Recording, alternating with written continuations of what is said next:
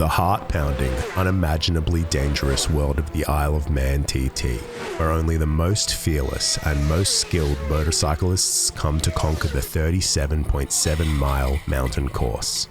40,000 spectators descend upon the small island every year to watch these riders reach average speeds of over 130 miles per hour and top speeds of over 200 miles per hour. As exhilarating as the event is, in its 116-year history, it has claimed the lives of over 260 riders, officials, and spectators. Yet, there is absolutely no sign of the Isle of Man TT slowing down anytime soon. In 1903, the UK introduced the Motor Car Act and placed a modest speed restriction of 20 miles per hour on automobiles. Early motorheads were already passionate about testing the capabilities of their vehicles, so Sir Julian Ord, the Secretary of the Automobile Club of Great Britain and Ireland, set off for the Isle of Man to seek permission to race on the roads there. The Isle of Man is a small island located in the middle of the Northern Irish Sea. It is a self-governing British Crown dependency with a current population of 84,000 people and is known for its rugged, sprawling landscape. In 1904, Sir Julian Ord was granted permission to create the 52-mile high roads course in the Isle of Man as a part of the Gordon Bennett Car Trial, one of the earliest car racing championships. Clifford Earl won, completing the 5 laps covering 225 miles in 7 hours and 26 minutes. He won again the following year, but shaved his time down to 6 hours and 6 minutes for 6 laps of the course. A motorcycle race was introduced that year to satiate the fans' thirst for more speed, but the primitive bikes couldn't even make it up the steep climbs of the mountain section. J.S. Campbell completed an altered 125-mile course and won in 4 hours and 9 minutes, even after his motorcycle caught fire during a pit stop. His average race speed was about 30 miles per hour. The motorcycle event was a huge hit, so on the 28th of May 1907, the stage was set for the inaugural Isle of Man Tourist Trophy race. It was organized by the Autocycle Club and spanned 10 laps of the 15-mile St. John's short course. Regulations for saddles, pedals, mudguards, and exhaust silencers were introduced for the first time. Year after year, the event grew in popularity. Automotive technology was also advancing rapidly during this time, so the motorcycles just kept getting faster. In 1911, the Isle of Man TT moved to the Snaefell Mountain course, a course that remains largely unchanged to this day. Riders had to navigate a lap of 37.7 miles, which included hundreds of turns and tight corners, and reached an elevation of 1,300 feet. In the early days, the roads were also little more than rough horse and cart tracks and even had gates between fields, which had to be opened and closed by the racers. The program became more formalized and expanded to 2 individual races, the Junior TT and the main event, Senior TT. In the 1920s, basic safety measures like helmets were introduced, road conditions improved, and the lap speeds reached 55 miles per hour. In 1923, a sidecar TT was launched, a spectacle that remains a highlight of the event to this day. It involves a rider who operates the vehicle, while a passenger crouches in a sidecar platform, completely unsecured except for 2 hand grips, who then has to lean their body to serve as a counterweight.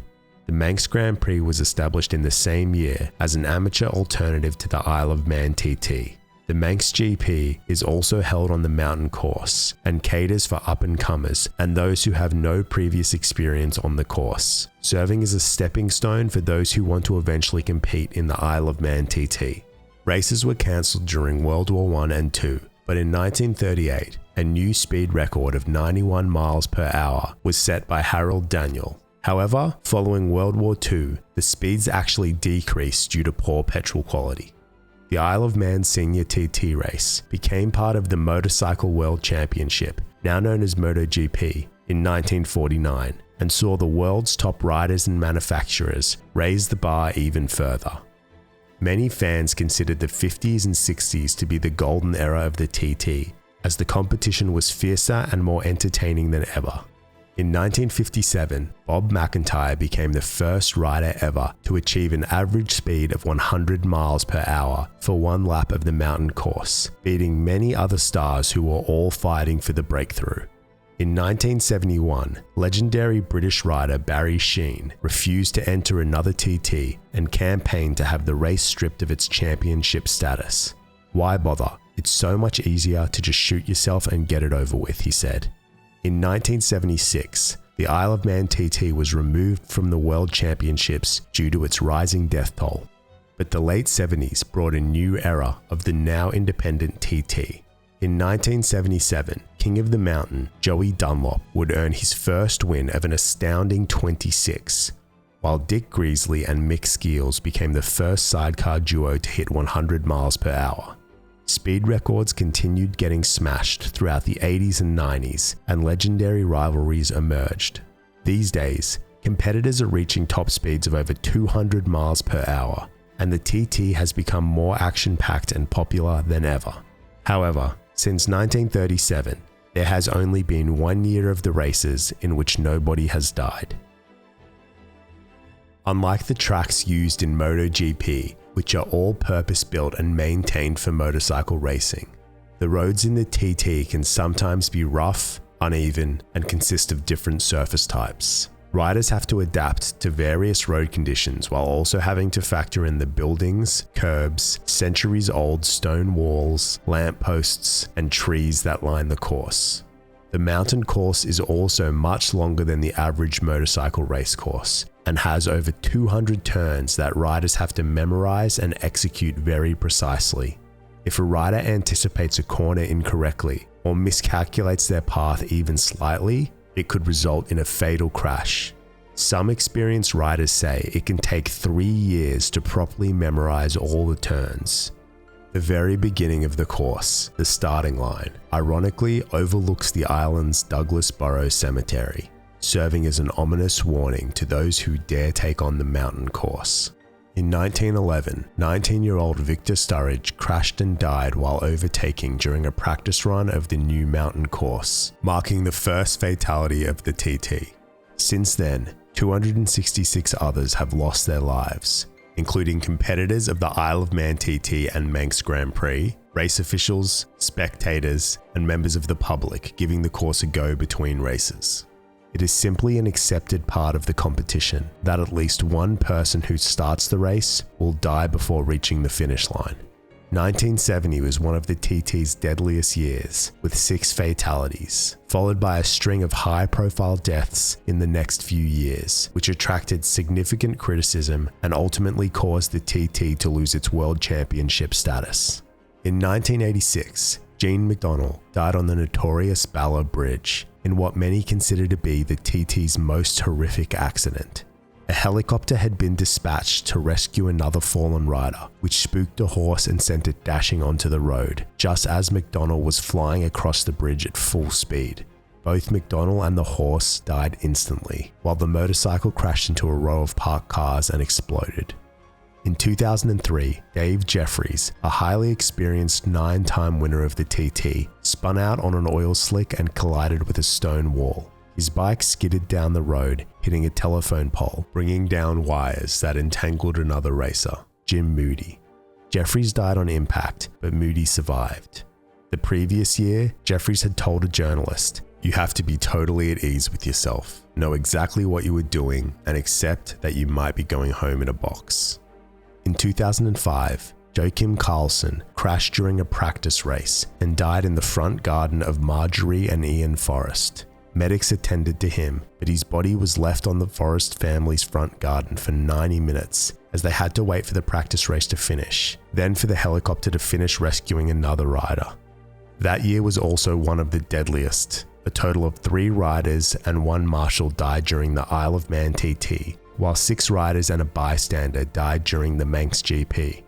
In 2007, Mark Ramsbotham clipped a pole, killing him instantly and launching his 400-pound bike at a crowd of onlookers. 2 spectators were killed and many were hit by flying debris. 2 race marshals were also badly injured, including Hilary Musson, whose leg had to be amputated as a result of her injuries. In 2018, Dan Neen crashed and died at the scene during the Superbike TT qualifying practice session. Red flags were waved, indicating to other riders to stop. Marshals instructed riders to proceed back to the paddock area in the opposite direction of the race. As Steve Mercer rode back, he collided head-on with a course car that was headed towards the scene of the fatality. Mercer was critically injured but fortunately survived, and a new red flag procedure was implemented. Another reason why the TT attracts 30 to 40,000 visitors every year is Mad Sunday, the Sunday that falls between practice week and competition week. Over 10,000 motorcycle enthusiasts bring their bikes via ferry to take advantage of the lack of speed limits and have a go at the infamous course.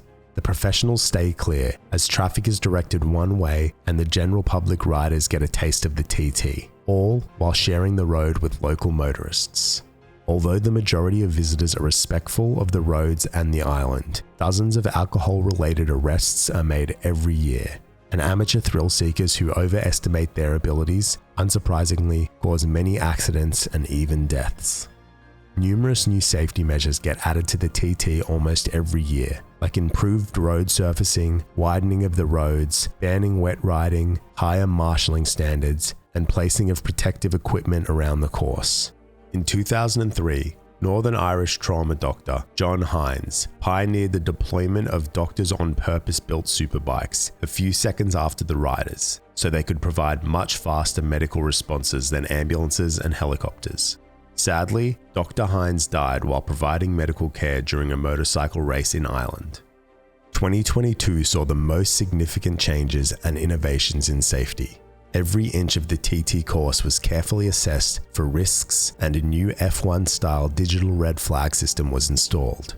A bespoke GPS tracking system became mandatory, and CCTV was installed throughout the course. Other changes to race management, rider equipment, accident response, marshalling, and paddock infrastructure were also introduced, and were designed in a way that they wouldn't be too noticeable to spectators.